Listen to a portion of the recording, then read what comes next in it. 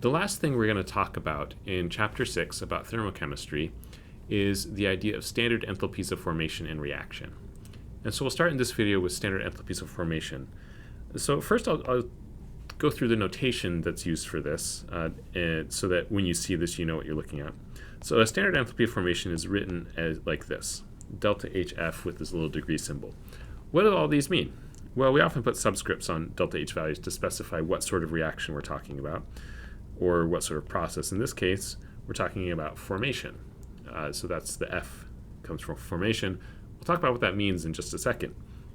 The degree symbol up here means that it occurs under standard conditions. Now let's specify what those standard conditions are. Those are specifically 1 bar of pressure, meaning that the reaction or the process is occurring. Oh, let me get that from behind my face. Is occurring at a pressure of 1 bar, which is essentially 1 atmosphere, or regular atmospheric pressure on Earth, and at a specified temperature, usually 25 degrees Celsius. Though this will be specified wherever you look up these values of enthalpies of formation. Now, these are tabulated. These are something you can look up, and we're going to talk about what they are and how we can use them. Now, the other sort of standard thing we need to talk about is what's known as a standard state. So a standard state for a element is its usual form or its regular form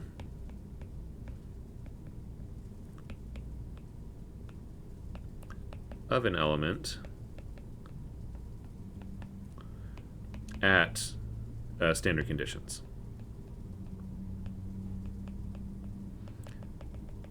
So what do we mean by this? Let's look at a few examples. So some elements in their standard states would include things like H2 gas. So hydrogen does not normally exist under standard conditions as a single atom. It always comes as a pair of atoms. Things like N2 gas, or if we're talking about metals, say sodium, it's just regular metallic sodium, the solid form of it. Or if there's a couple of elements that are liquids at room temperature, so bromine as a liquid, for example. These are all the standard states of these elements under standard conditions. So now let's get to the idea of a formation reaction. So let's think about a specific molecule. Let's look at, say, water. Keep it simple. And its liquid form. We can look up in a table and find that the delta H of formation of water is equal to negative 285.8 kilojoules per mole. But what does that even mean? What reaction does this correspond to? And so a formation reaction means that we are taking our compound that we're looking at and we're forming it from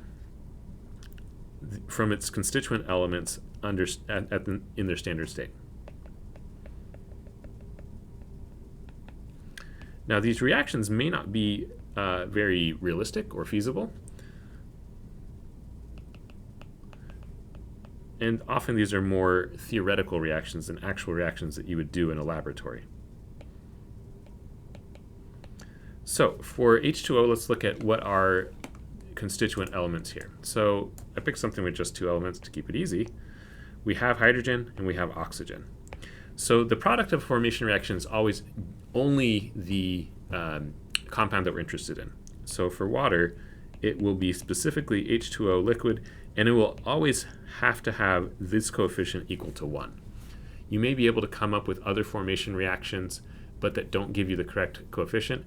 Since these are a value per mole, these are always reported as a kilojoules per mole, it assumes that the product is formed with 1 mole, a stoichiometric coefficient of 1. So we'll have to use fractions sometimes with this to be able to get the right stoichiometry. And then we take the constituent elements. So we need hydrogen in its normal form, in its standard form, that's H2 gas. And we will need oxygen in its constituent form. And now to get it to be the right coefficients, we actually have to use a fraction here. So we have to do 1/2 O2. H2 is fine. everything's balanced there. And so this is the formation reaction for water. And we do need to specify it's liquid water. The formation reaction for gaseous water, water vapor, would be a little bit different and have a different delta H value formation. You can actually look it up in the table, it's there. Let's do one more example. So let's write out what is the formation reaction for glucose. We've seen this molecule a couple of times, C6H12O2.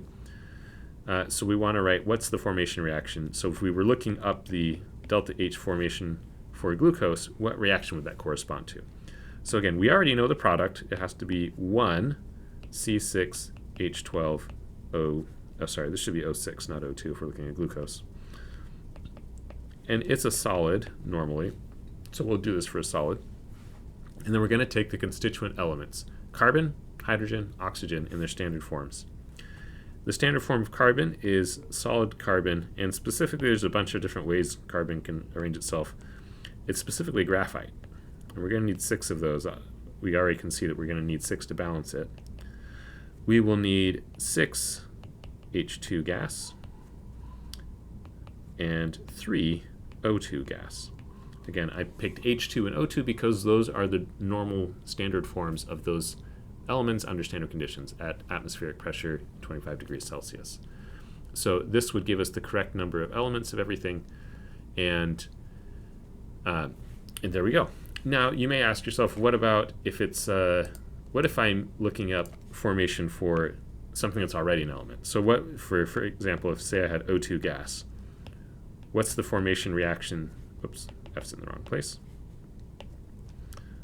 What would be the formation reaction that would go with this enthalpy? Well, you'd have O2 gas forming O2 gas. So nothing would happen. And the way we define these enthalpies of formation is that for elements in their standard state,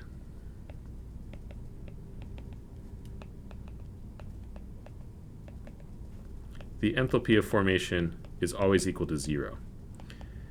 What we're doing here is we're calling our elemental form, we're defining that as sort of our 0 point on our enthalpy sort of landscape. The reason for this being, we have to pick something.